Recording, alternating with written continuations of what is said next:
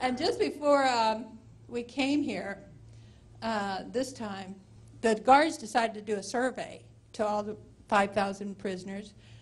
Most of them are Buddhists. And one of the questions on the survey was, what is your religion?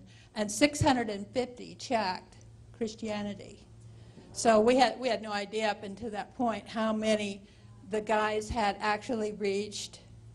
Plus, we reach about 20 a week, and because our room is so small. But they're getting ready to move the prison to another location.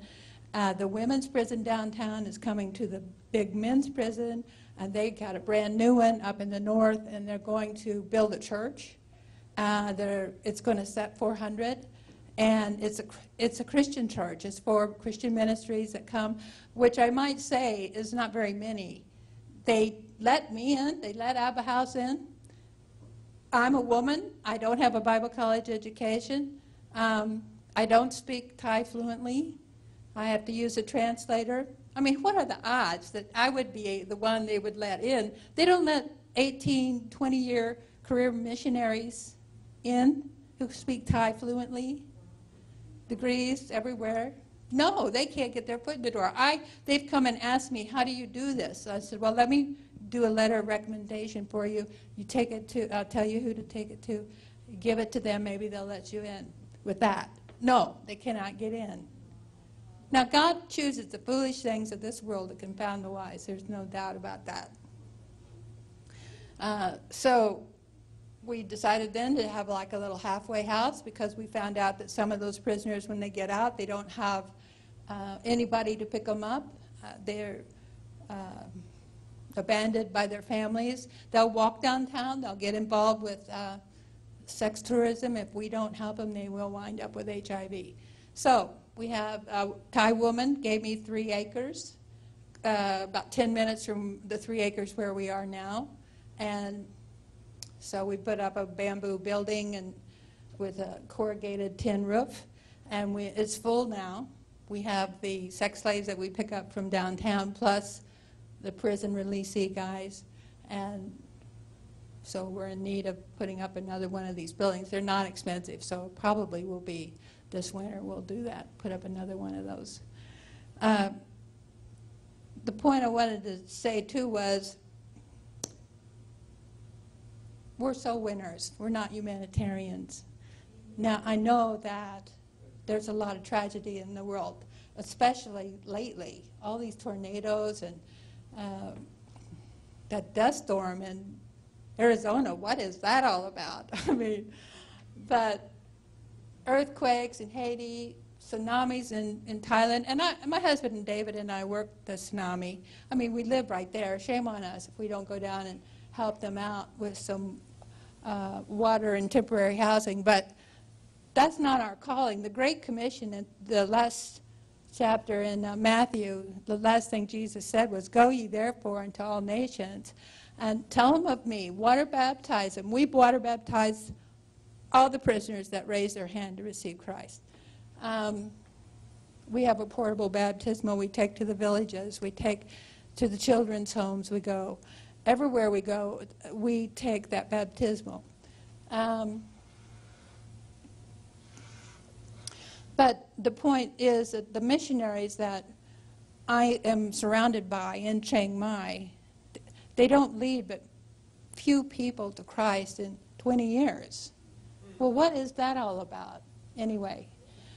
They have said to themselves, this is my estimation, they have said to themselves that if this culture thinks it's wrong to give an altar call or to put somebody on the spot to pray to receive Christ, I'm going to respect that culture. But frankly, I don't think they're taught in seminary how to lead anyone to Christ. And if they are taught, it's just a brief class of 1, maybe 2 hours in 4 years. So that is a sad thing. But so now they get a full-time salary, all these expenses, which we're volunteers ourselves, but they get new SUVs every 2 years. I mean, they feel like they need to be earning that. So what do? They go into humanitarianism. They bring in fresh water to the villages. They put concrete sidewalks from house to house, out toilets everywhere, all kinds of good works. But this is a temporary Band-Aid on an eternal problem.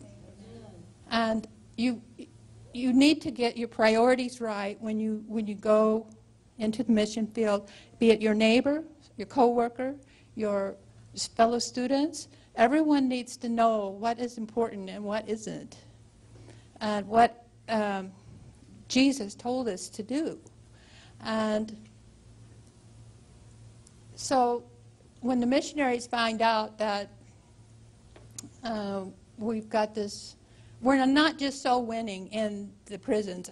I was invited to a college which graduated in March, and the woman asked me, if the Thai people asked me to come speak at that graduation dinner of about 100 people. And so I brought YWAM with me. At the time it was Hawaii. This last month I had Idaho. Right now I have Hong Kong. So I get these YWAM teams because I'm interdenominational, and they're the only groups I can get to come visit us, to work as a team for a couple of days, 30 days. So they came and did a drama skit. Our guys and girls up here did a song, and then I preached this little message about education, intellectual education, knowledge versus godly wisdom. And then I had an altar call. 15 people came forward out of the Buddhists came forward out of that crowd, and 14 of them were men. One of them was a woman. They were graduate seniors. It's not just the prison. I'm saying that they're a captive audience, I know, but these college graduates weren't a captive audience. So then we had a dinner. While YWAM was setting it, I made them scatter out and sit at different tables with them and not huddle over here by themselves.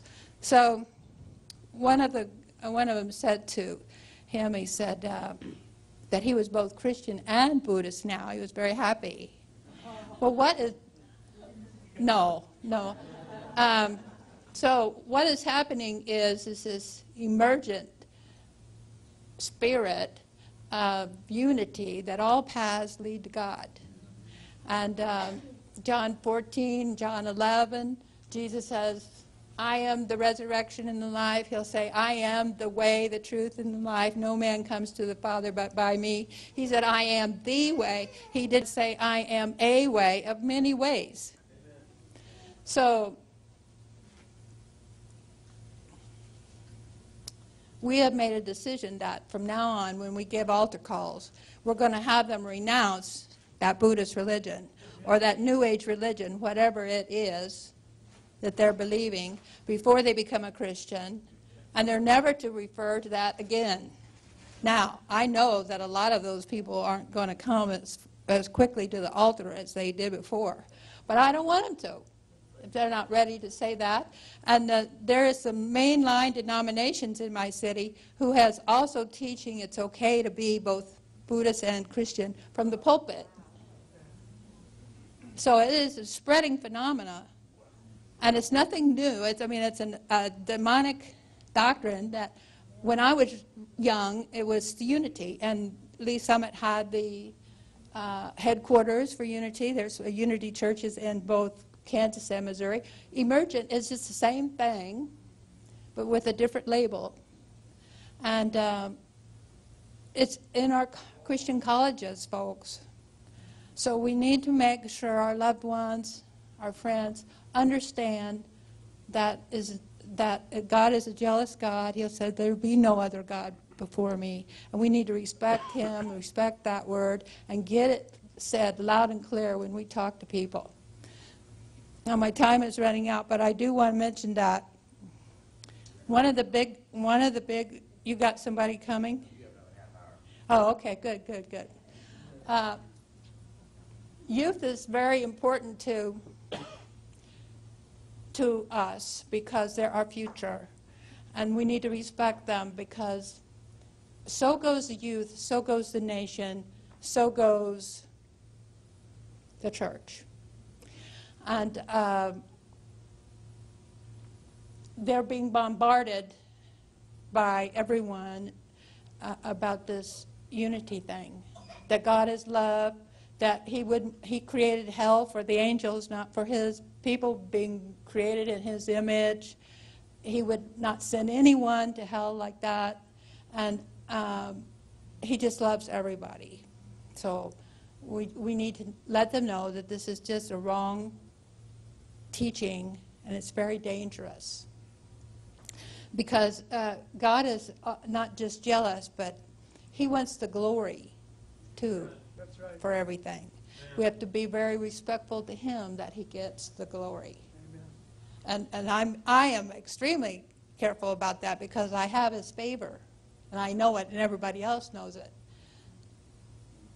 But if I, for 1 second, thought it was me or my program that was doing these successful evangelistic outreaches, I would be in a heap of trouble with God, because he's the glory guy.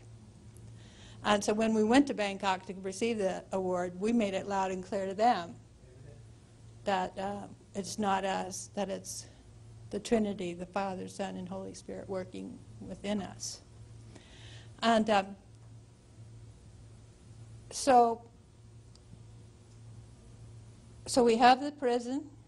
What we've got is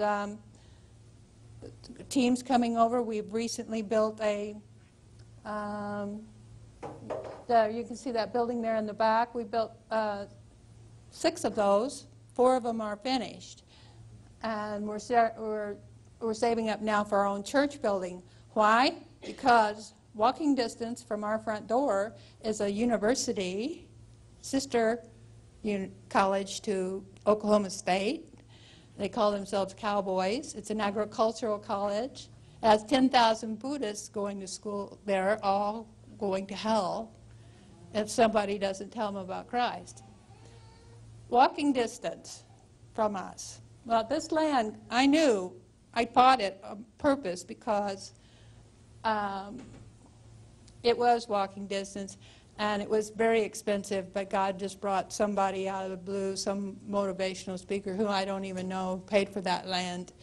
And so I'm glad that we have what buildings we've got up now. But the girls live on the 2nd floor, and the staff is on the 1st floor with a living room, kitchen. And the other buildings upstairs is a big dorm room for girls and a big dorm room for guys over on the other side. And there's another upstairs room where we have church for now. It'll set 75 people.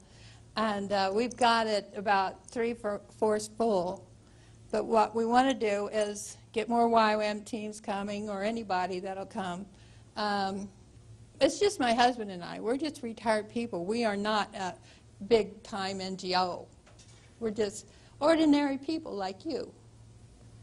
And so we don't have a home denomination that can send us long-term volunteers or anything. But if you're going to teach English to these Buddhist students, you have to have a routine where it's constant, because if there's a lull time in between trips, in between team trips, then you don't see them again for a while because it's disorganized.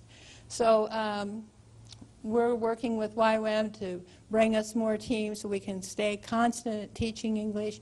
They will start coming to one of our larger buildings to learn English. They know they need that for an edge to get a job.